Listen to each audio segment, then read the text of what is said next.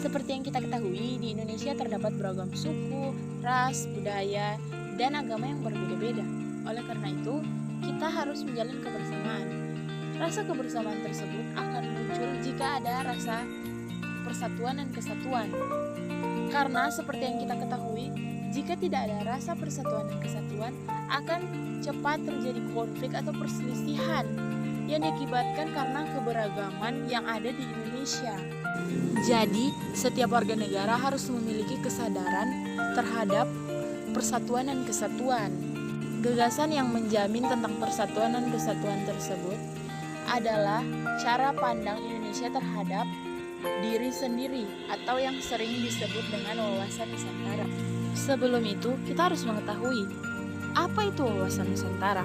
Wawasan Nusantara sendiri merupakan cara pandang terhadap bangsa dengan tujuan menjaga persatuan dan kesatuan yang diwujudkan dengan mengutamakan kepentingan nasional dibandingkan kepentingan pribadi, kelompok, atau golongan tertentu. Lain dari wawasan Nusantara, yakni adalah mewujudkan nasionalisme yang tinggi di segala aspek kehidupan rakyat yang lebih mengutamakan kepentingan nasional dibandingkan kepentingan individu, kelompok, golongan, suku, atau daerah masing-masing.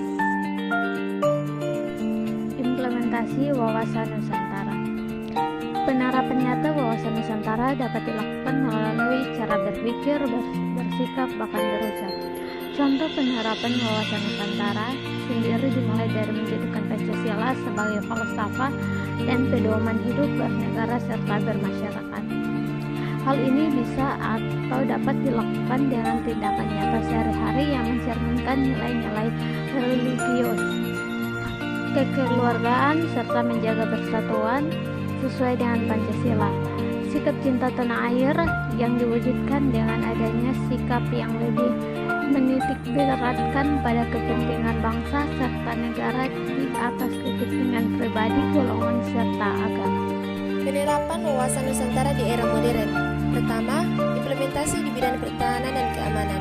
Implementasi wawasan Nusantara di bidang pertahanan dilakukan dengan membentuk sikap dan kedisiplinan diri dalam membela tanah air serta melaporkan segala hal yang mengganggu keamanan pada aparat yang berwenang.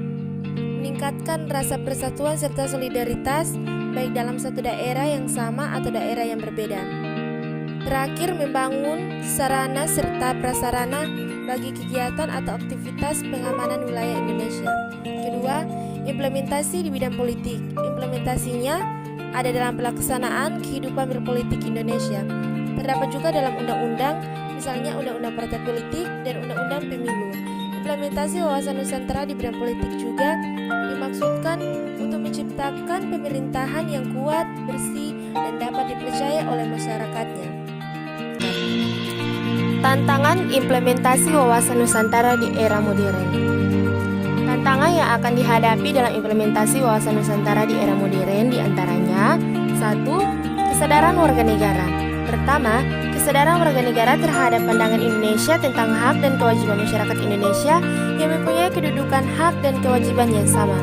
Kedua, kesadaran bela negara dalam mengisi kemerdekaan perjuangan yang dilakukan, yaitu perjuangan non-fisik untuk memerangi keterbelakangan, kemiskinan, kesenjangan sosial, penguasaan iptek, peningkatan kualitas SDM, memberantas KKN, transparan, dan pemeliharaan persatuan.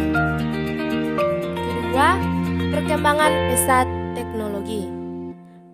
Perkembangan teknologi serta perkembangan masyarakat global dikaitkan dengan dunia tanpa batas yang tentu saja menjadi tantangan tersendiri untuk wawasan Nusantara, mengingat perkembangan ini dapat mempengaruhi pola pikir, pola sikap, dan pola tindak masyarakat dalam berbangsa dan bernegara.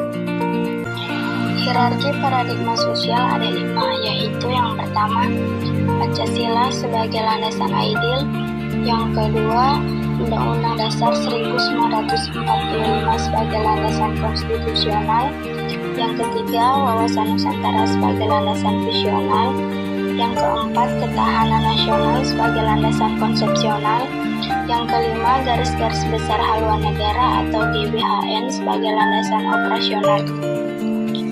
Fungsi wawasan Nusantara.